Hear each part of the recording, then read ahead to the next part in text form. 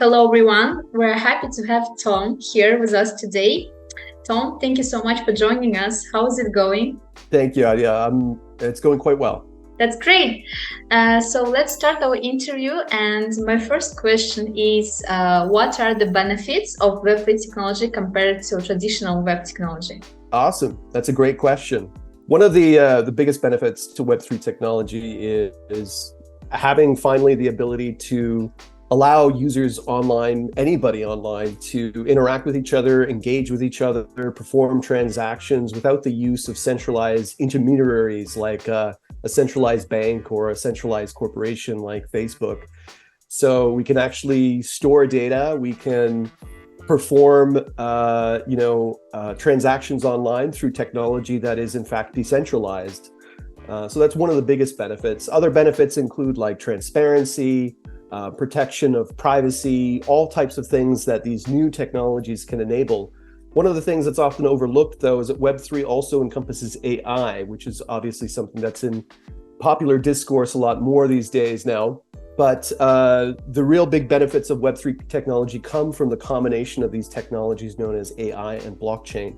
One, of course, of which through popular culture we know is the ability to allow machines to learn and to essentially adapt. The most commonly used forms of AI right now today is obviously language predictive models that are being used in applications such as ChatGPT. So that many of the benefits here to these technologies and the reasons why Web3 is such a big thing is because it's going to change really the way in which we interact with each other, much like social media did in Web2.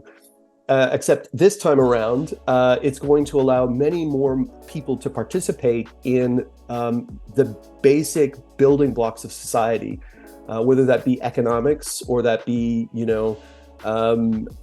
the governance of different technologies, applications, companies, governments, etc. Because these tools really allow a whole new subset of things for us to be able to do.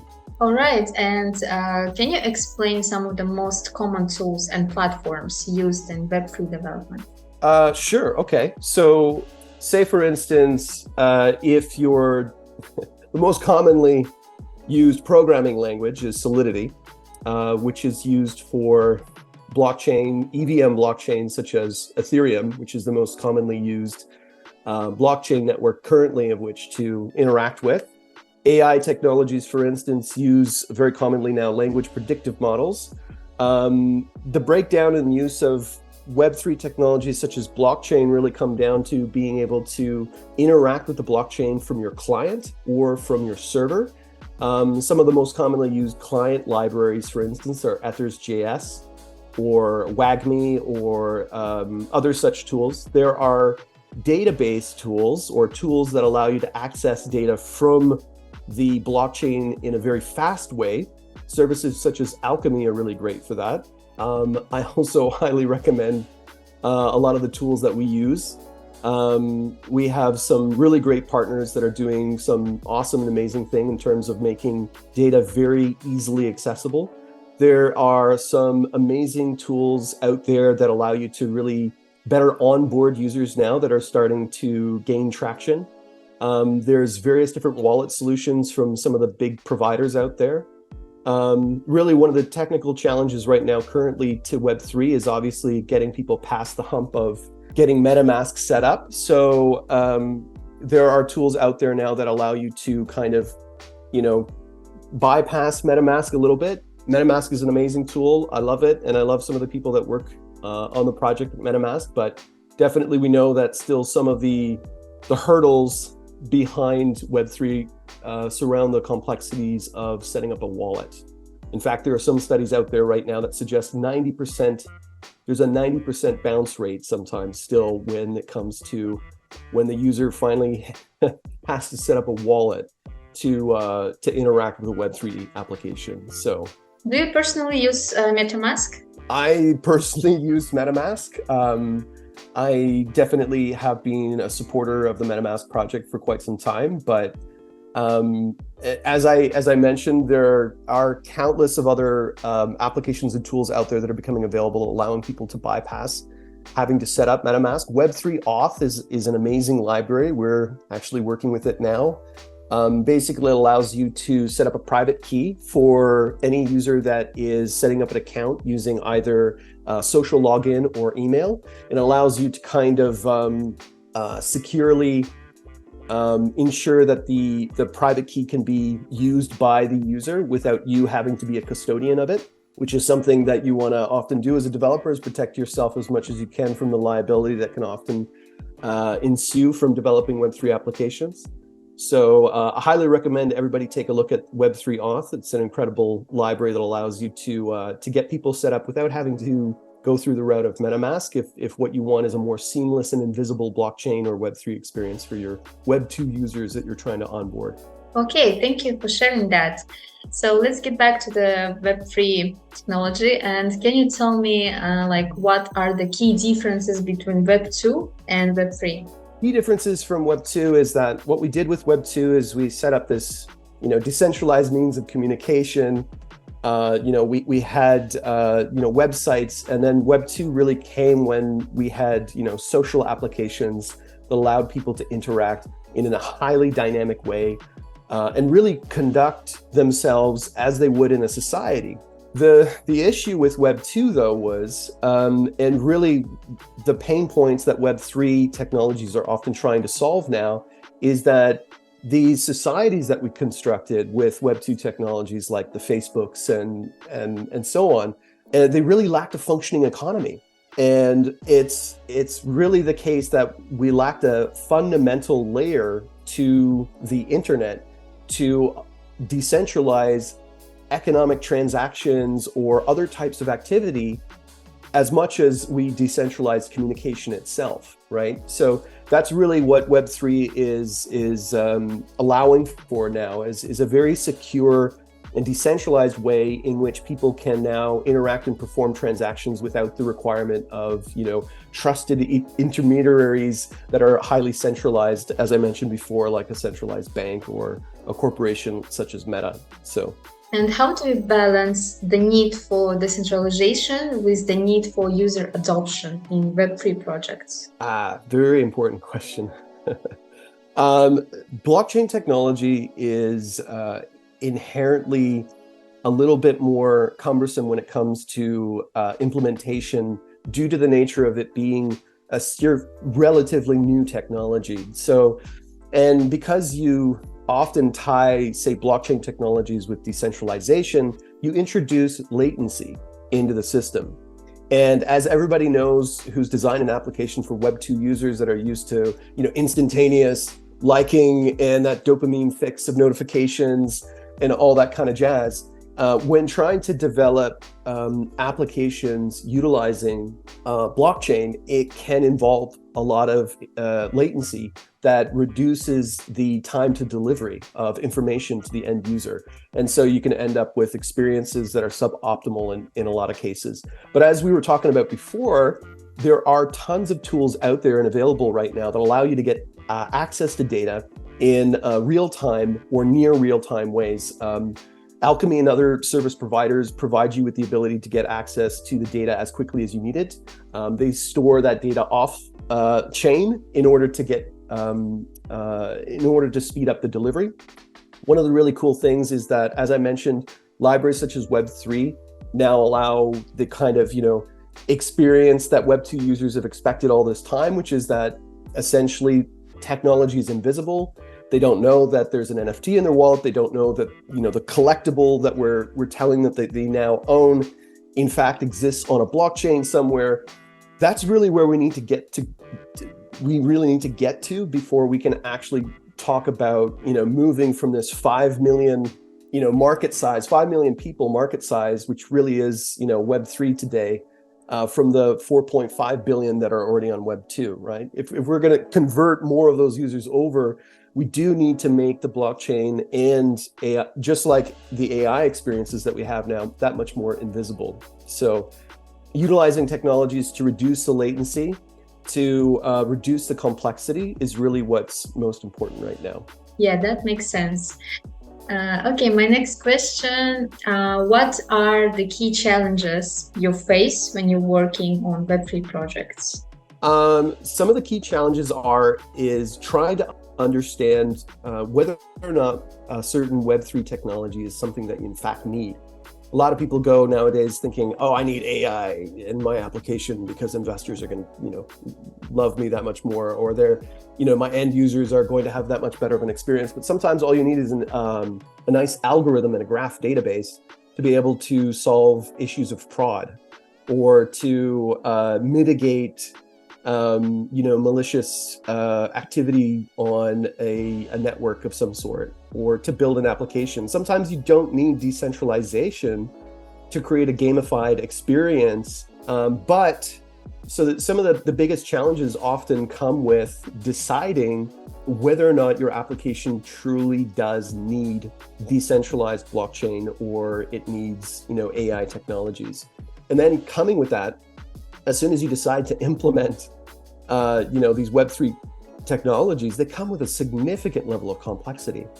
With blockchain technology, you open up yourself to all sorts of concerns of financial liability. There is, economic systems that you potentially are going to have to explore designing, because really, when you decide to use Web3 technologies such as blockchain, it's all about, do you need an economy? Do you need a new type of system that allows you to have people interact with each other in a trustless way? If that's the case, then yeah, perhaps a decentralized blockchain system is the way to go. But the technology is such that it is incredibly more complex than Web 2. So you do need to partner up, get involved in the community very quick, and start to meet as many people as possible to learn the benefits of all the great technologies that are trying to reduce liability, complexity, and latency, as I said. And the same goes for AI as well. I mean, trying to find a developer right now that has expertise in AI is a challenge, for sure. So, taking on an AI project does involve a considerable degree of difference in terms of understanding how to build models, how to understand how diffusion models work, or language predictive models work. So I'd be careful when treading these waters. It's truly exciting, and there's so much opportunity in terms of what can be developed, but there's an inherent risk with using AI for creative processes. Artists around the world right now are very concerned. Actors, such as those in the United States that are banding together to strike.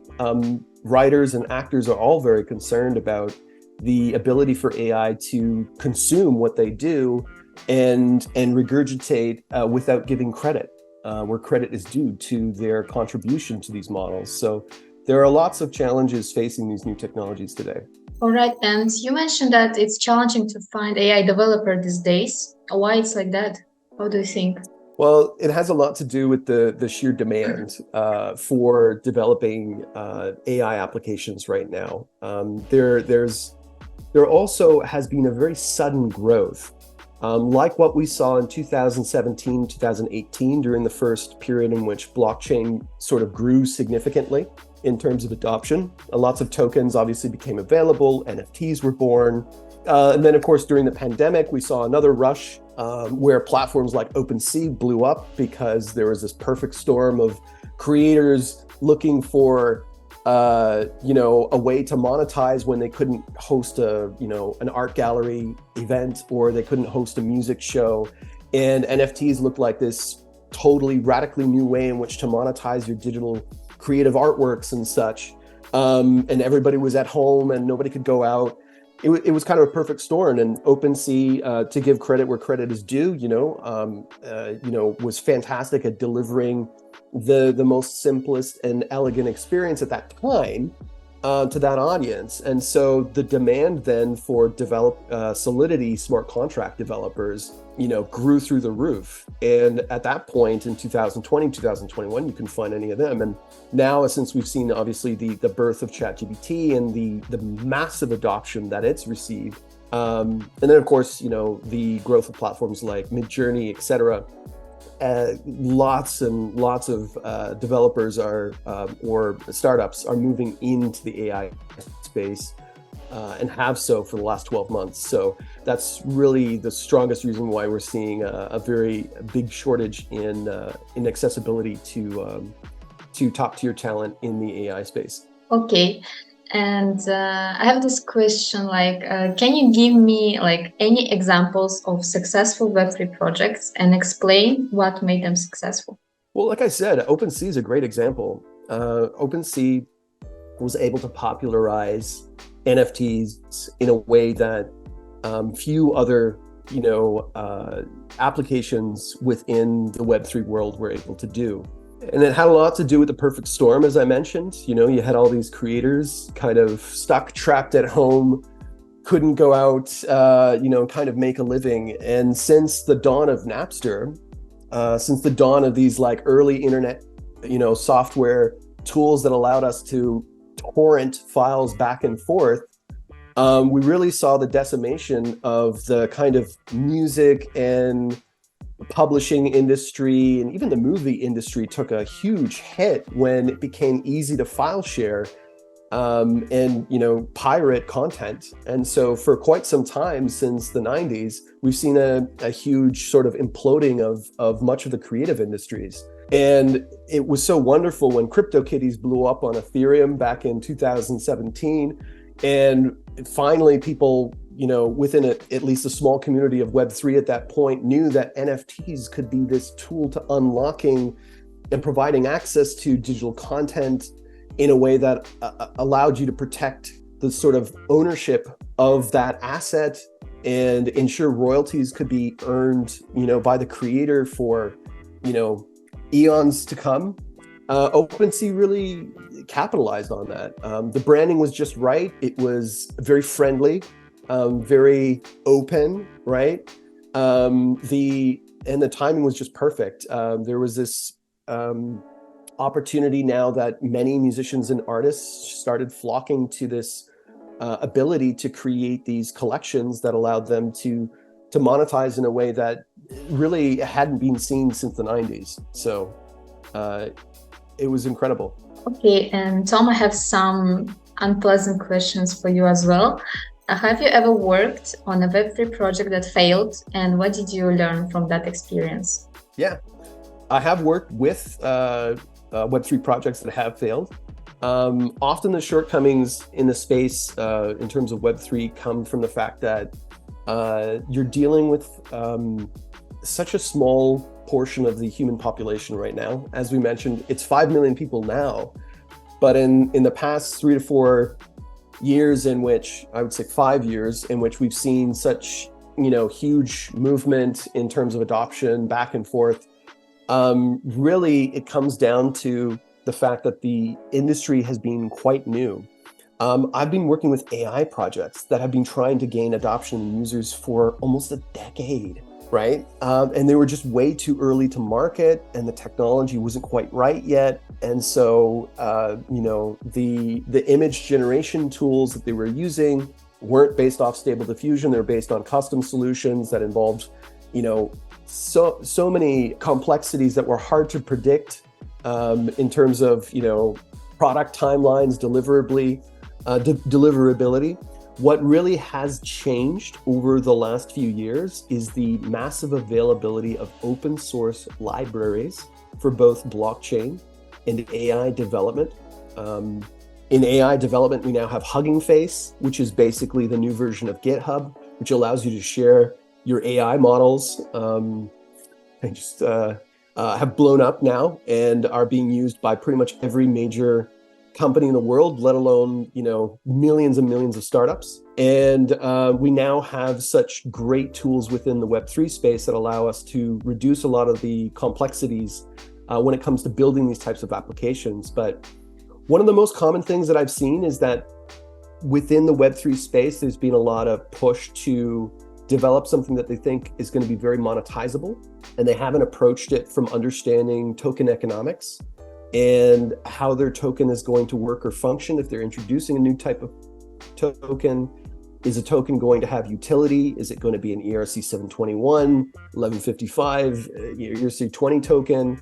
And then understanding what actual benefit do these applications have to users? Because, there are those of us that trade and interact with tokens and, the gamified systems that we've created, but they're often just for us. They haven't been developed for Web2 users in mind. And so that's really where I've seen most applications fail over the last few years, is that there's no way for the application to gain Web2 users because they haven't built it for the general populace. They've built it for a very small niche group of users that, very deeply understand how to circumvent many of the technical challenges as a user to use Web3 applications, right? So that's really, a lot of it comes down to UX. Okay, and let's dive into AI field. How do you think AI technology is currently being used in our daily lives, and what positive impacts do you see it having? Yeah, well, depending on who you are, if you're a writer, you might be using AI to help come up with, summaries of information to include in your articles that you're now disseminating online as blog posts, etc. Publications are starting to use Chat GPT and other AI systems to generate content on a regular basis. But this has been happening for years. Major publications have already started to use and implement AI to generate summaries of content. But now, obviously, since we've seen the recent advancements that language predictive models made over the last couple of years, now, of course, people are using it for, help with creating legal documents. One of the things that's incredibly interesting is that not only are we able to use AI models now to create content or to interact with AI and have lively conversations, fall in love with AI, or have AI fall in love with you, oddly.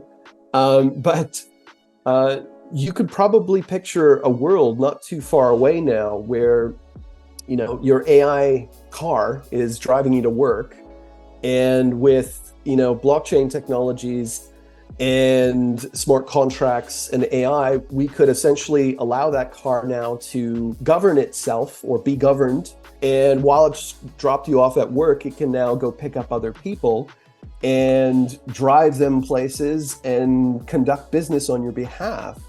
And then, very shortly after, you can start to earn extra income, and the car can know, the AI governing the car or utilizing the car can know how much it has to spend on fuel when it needs to go to recharge itself. Obviously, it's an electric car, so it's going to an electric grid. It needs to charge itself. It needs to know how much it can budget to do that.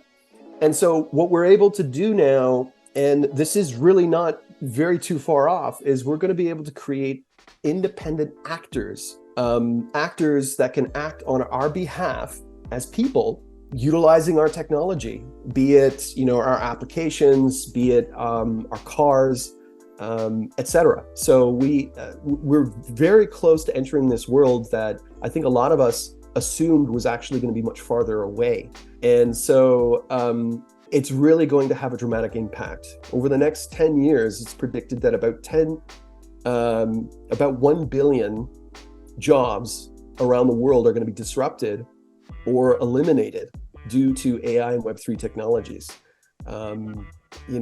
So much is going to change, and we have, as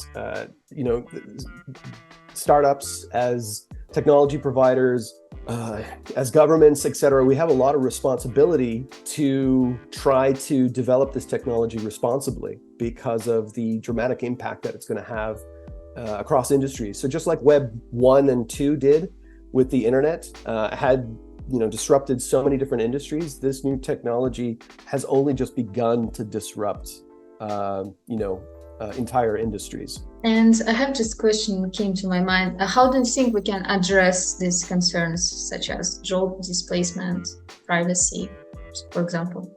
Well, what we're going to have to do, and fortunately, some of the problems that AI presents, such as eliminating certain white-collar jobs, such as copywriting, etc., could be compensated by blockchain technologies, or the implementation of blockchain technologies. And that's because we're able to create new forms of intelligence on the one hand, and on the other, new systems of accountability and responsibility and economic value. So we can really create responsible technology now for the first time, and technology that is not only somewhat sentient or autonomous, but at the same time can be beholden to a governance system. DAOs, for instance, decentralized autonomous organizations, right? They are one of the huge incredible outcomes now of decentralized blockchain systems that allow us to now have millions of people potentially governing the way an application or piece of software or AI can operate. And so we now have the combination of tools here to do incredible things in terms of advancing human creativity, innovation, but doing so in a responsible way that can actually create new ways in which we can economically value our contributions to society, the way in which we creatively express or interact with each other online. And that's some of the things that I've been working on lately, and so many other people have been trying to tackle is, how do we create new systems of value, and how do we create rules and conditions within blockchain systems to help with compensating for all the dramatic shifts that AI is going to bring about over the next 10, 20 years. Okay, Tom, thank you so much. And I have a last question for you for today. What excites you most about the future of Web3 and AI technology? Well, a lot of people are scared. They're scared of AI and they're scared of blockchain, often because, these are very complex new things that, just like all new technologies, can often come across as very scary, especially when they seemingly disrupt the way that we normally do things, right? People are animals of habit, right? We're social creatures, but we're also animals of habit. And we like routine, and, we like having a job and going, to our 9 to 5. But systematically, the workforce and the way in which human beings value how we interact with each other and what we bring to the table as economic actors is changing. More and more people now are freelancers or have more side hustles than ever before, or more likely to start their own business than ever before. And this has a lot to do with the fact that the very fabric of the global economic society is now under pressure through technology like never before, to change in the way in which people are able to interact. William Gibson has this great quote, "The future is now, it's just not evenly distributed." And I really believe that is that the future is amazingly excited, but now for the first time, we actually have the means in which to more evenly distribute the benefits of technology. And I really do believe that with decentralized blockchain technologies. So that's what's most exciting, because we have a huge challenge ahead for us right now is, how are people going to continue to make a living into the future? And I think we can start to do that in a more equitable way, potentially with decentralized technologies. We can create that more evenly distributed future potentially. All right, Tom, thank you so much. It was a pleasure to talk to you today. And guys, I also hope you enjoyed our discussion. And if you've got further questions or just want to connect with Tom, you'll find his contact information right in the video description. Yeah. And that's it. Awesome.